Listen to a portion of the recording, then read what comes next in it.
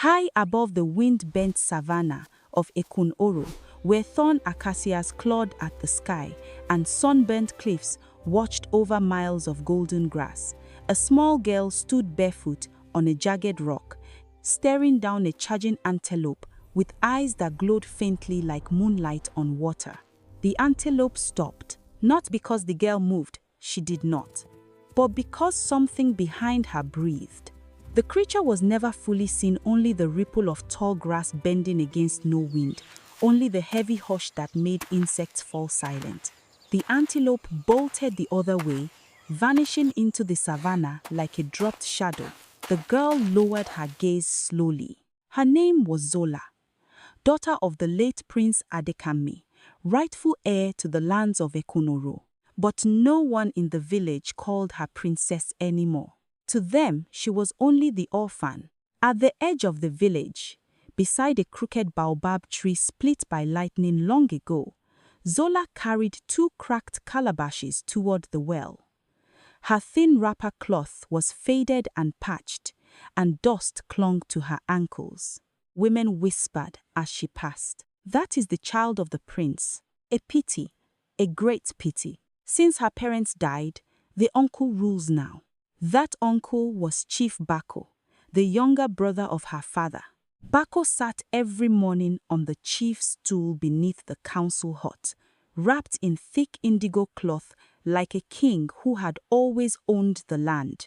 But the elders knew the truth. The throne belonged to Zola, and that truth was a thorn inside Bako's heart. That afternoon he called for the town crier to beat the iron gong. Gong, gong, gong, gong. Villagers gathered beneath the wide shade of the Iroko tree. Zola stood quietly near the back, balancing the calabash on her hip. Chief Bako's voice boomed. "People of Ekun-Oro, our lands grow restless. The spirits demand an offering." The elders frowned. "What offering?" asked old Mama Sade, the village herbalist. Bako turned slowly toward Zola. "The child carries the blood of kings," he said smoothly. "The ancestors must test her courage." Murmurs rippled through the crowd. "What kind of test?" someone asked. Bako smiled, thin and cold. "Tonight the girl will spend 3 nights alone in the Blackgrass Savanna beyond the termite hills." Gasps spread through the crowd. Everyone knew that place. Hyenas prowled there. Lions drank from the muddy pools. Even hunters avoided sleeping in that grassland. Old Mama Sade stepped forward angrily. "She is a child." Bako lifted a hand. "If she truly carries the strength of her royal blood, she will survive." His eyes flicked toward Zola with quiet cruelty. "And if she does not, then the ancestors have spoken." The villagers fell silent. Zola stood very still. Then she lifted her chin. "I will go." Even Bako blinked in surprise. That night, under a sky heavy with stars, the uncle led her far beyond the last huts, past the termite mounds, past the thorn fences, until the savannah swallowed the village lights. He left her there without food, without fire, without mercy. As Bako rode back toward Ekun-Oro, he laughed quietly to himself. "The throne is mine now." But behind the abandoned girl, deep within the tall silver grass, 2 enormous eyes slowly opened. They glowed like molten gold, and something ancient rose from the darkness. The first night in the Blackgrass Savanna was colder than Zola expected. Wind crawled through the tall silver grass with a low whisper that sounded almost like voices arguing in the dark. The moon hung thin and pale above the horizon, barely lighting the endless waves of savannah. Zola wrapped her thin cloth tighter around herself and sat beside a termite mound taller than her shoulders. For a long time she listened.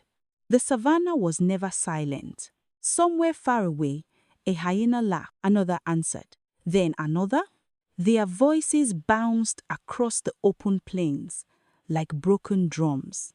Zola pressed her back against the hard clay mound. Her stomach twisted with hunger, but fear sat heavier inside her chest.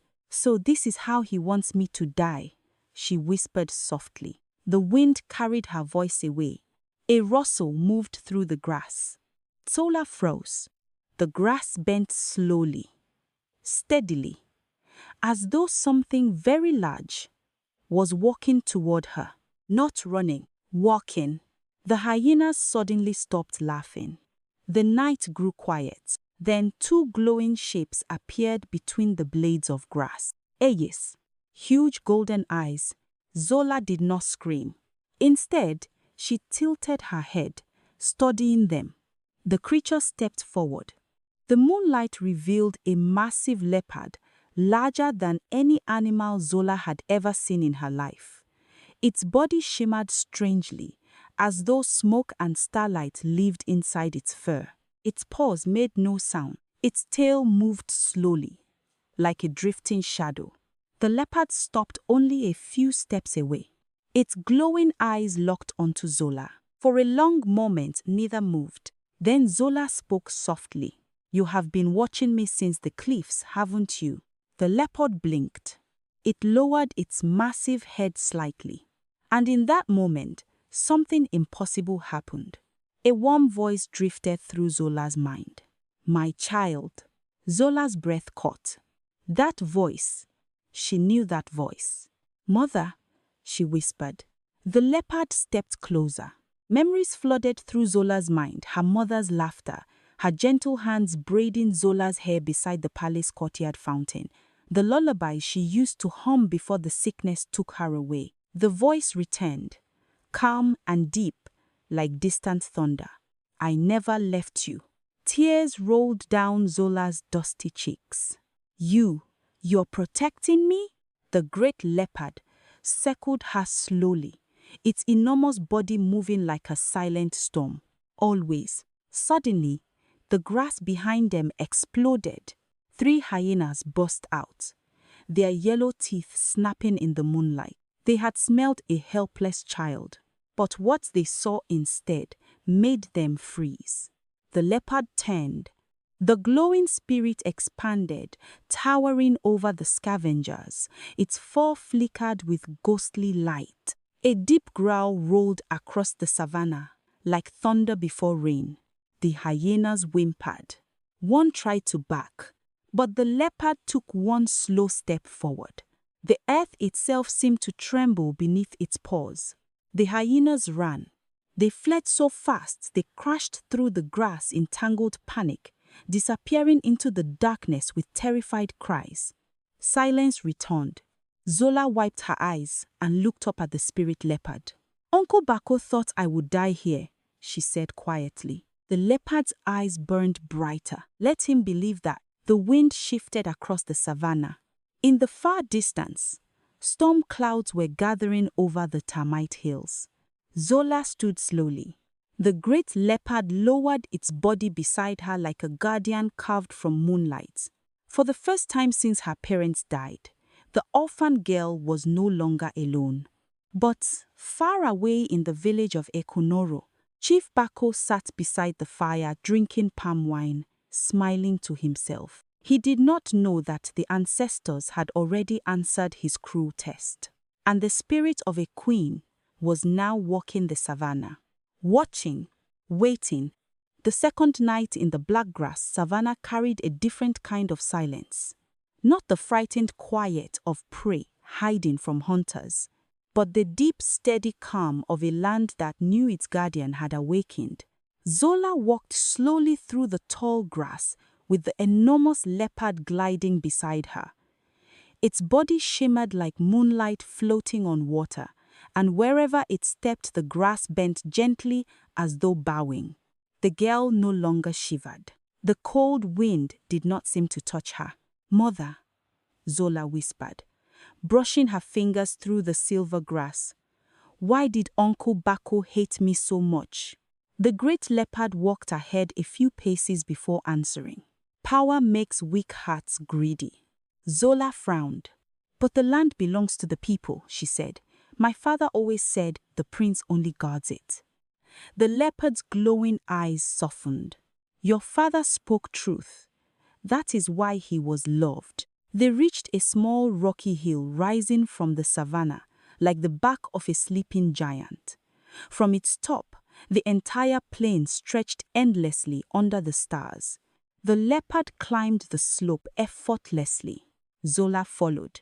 When she reached the top, her breath caught. Below them, dim lantern lights flickered far in the distance. The village of Ekun-Oro, her home, her inheritance. But something else caught her attention. Dark shapes were moving along the road leading into the village. Men on horses. Many of them. Zola squinted. They are not hunters. The leopard's tail flicked slowly. No, they are raiders. The riders carried spears and long shields, their torches burning bright against the night wind. They rode with the confidence of men who believed no one would challenge them. Zola's chest tightened. They will reach the village before dawn. The leopard's deep voice echoed in her mind again. Yes, and the warriors of Ekun-Oro, she asked. The leopard's eyes dimmed slightly. Your uncle dismissed them yesterday. Zola started. Dismissed them? Chief Bako had grown greedy and suspicious since stealing the chief's seat. He had sent many loyal hunters away, claiming the village could not afford to feed warriors who did nothing. But now the village stood nearly defenseless. Zola clenched her fists. He would let the raiders take everything. The leopard turned toward her. What will you do, daughter of Adekanmi? The wind whipped across the hilltop. Zola looked at the distant lights of her home, remembering the women at the market stalls, the children chasing goats through dusty paths, the old elders who had whispered prayers over her father's grave. Her voice came out firm. I will warn them. The leopard studied her for a long moment. The raiders will reach the village before you.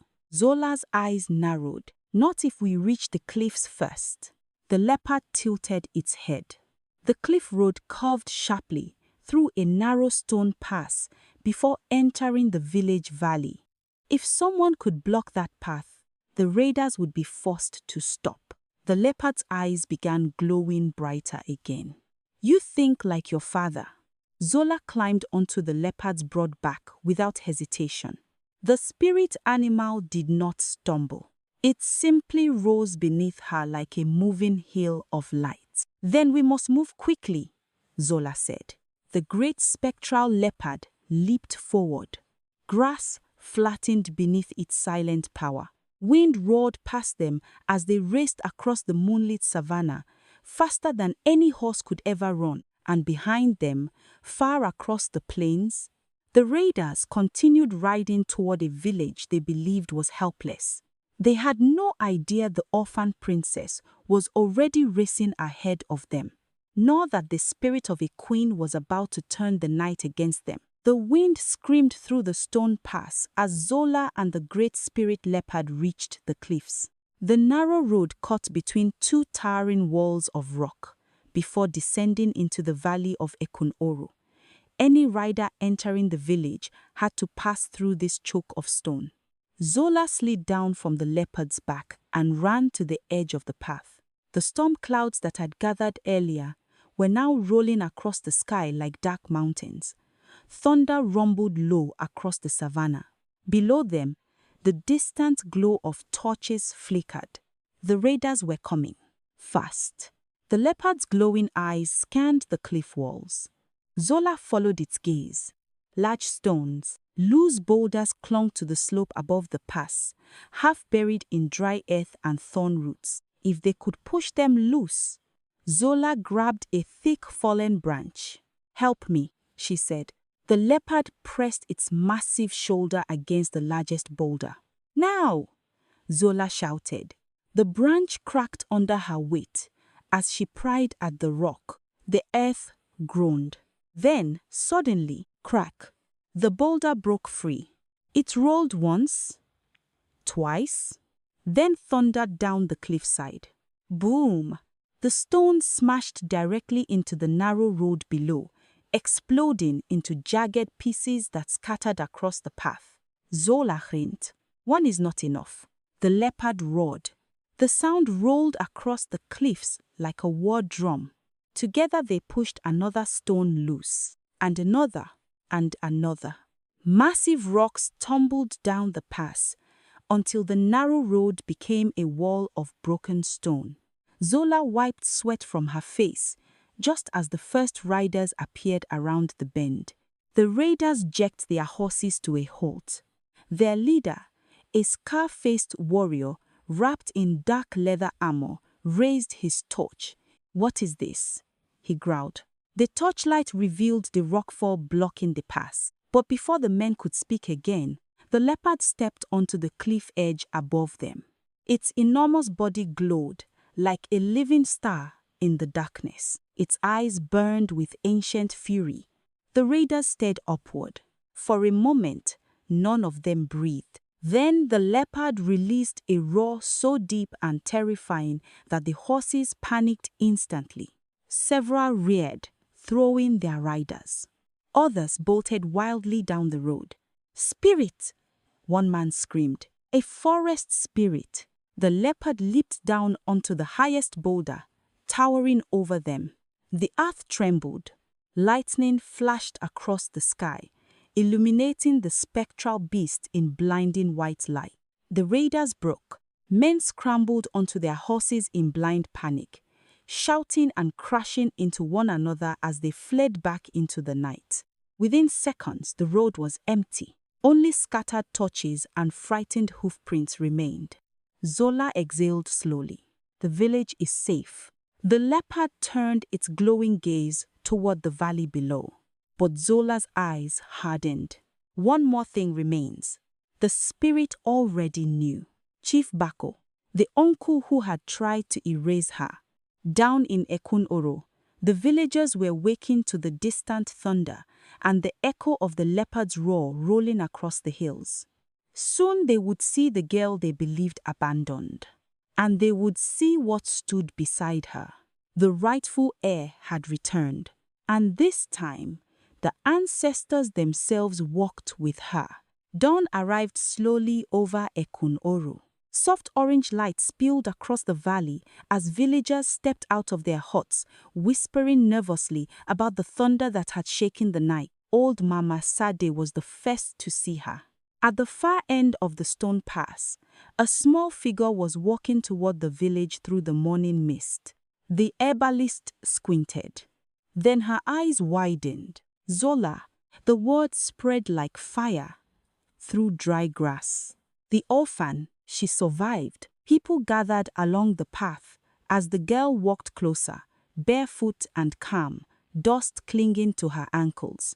Her patched wrapper fluttered in the cool dawn breeze. But the villagers were not looking only at her. Behind Zola walked something that made even the elders hold their breath. A leopard, enormous. Its body shimmered faintly as though woven from smoke and sunlight. Its golden eyes burned like living fire. The crowd parted instantly. Some fell to their knees. "The spirit of the royal house," whispered one elder. "The queen's guardian," another murmured. Zola stopped at the center of the village square beneath the Iroko tree. Chief Bako burst out of the council hut, still wrapped in his indigo cloth, anger twisting his face. "You," he barked. His voice cracked slightly when he noticed the creature behind her. The leopard stepped forward, low, silent. Its glowing eyes locked onto Bako. The chief stumbled back. What trick is this?" Zola's voice was calm but sharp. "You left me to die." Murmurs spread through the gathered villagers. Bako tried to straighten himself. "It was a test," he shouted. The ancestors demanded. A deep growl rolled from the leopard. The sound cut him off instantly. The elders stepped forward now, led by Mama Sade and Elder Kofi, the oldest man in the village. "Chief Bako," Elder Kofi said slowly, "we have heard enough lies." Mama Sade pointed toward the cliffs beyond the valley. "The raiders came last night. We saw their tracks this morning. Mort murmure. Elder Kofi turned toward Zola. Who saved the village? Zola said nothing. Instead, the leopard lifted its massive head and released a low rumbling roar that echoed through the valley. The elders nodded. The ancestors have spoken, Elder Kofi declared. Then he pointed his staff toward Bako. You tried to kill the rightful heir. Gasps rippled through the crowd. Bako's face turned pale. I am the chief, he shouted desperately. No, Mama Sade said. You were only a thief, sitting on another child's throne. The leopard took one slow step closer. Bako fell backward onto the dirt. Please, he stammered. But the villagers were no longer afraid of him. Two hunters who had once served Zola's father stepped forward and seized Bako by the arms. Elder Kofi lifted the royal staff that had belonged to Prince Adekanmi. He placed it gently into Zola's hands. Daughter of our prince, he said, his voice warm and steady. Ekun-Oro remembers. The villagers knelt, all of them. Zola stood silently for a long moment as the morning sun rose behind her. Then she looked down at the staff. I will not rule with fear, she said softly. I will guard this land just as my father did.